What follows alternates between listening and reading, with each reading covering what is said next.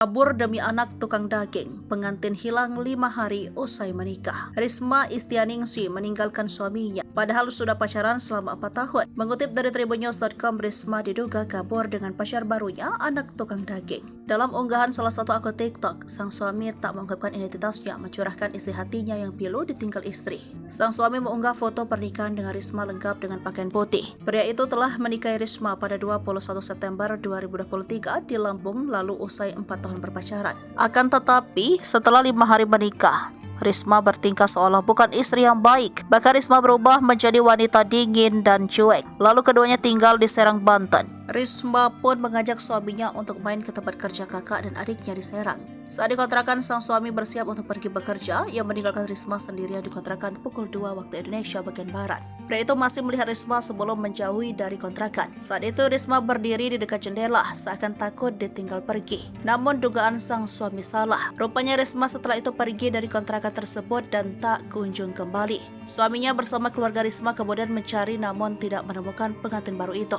Justru mendapat kabar dari tetangga kalau Risma pergi dengan seseorang. Sang suami juga mendapat informasi soal pria yang membawa kabur istrinya itu. Rupanya pria itu merupakan anak tukang daging di pasar Cikpuan, Pekanbaru, yang berharap Risma pulang karena orang tuanya sakit-sakitan mencari keberadaan pengantin baru itu. Berminggu-minggu mencari Risma, sang pria itu pun akhirnya mendapat petunjuk bahwa ada kemudian Risma diajak tinggal bersama pacar barunya di Pekanbaru. Tak cuma itu, suami Risma juga mendapat laporan dari netizen yang melihat Risma. Ternyata ada yang melihat Risma sempat tinggal di sebuah hotel. Atas laporan tersebut, suami Risma pun segera memeriksanya. Kini suami Risma masih mencari keberadaan sang istri.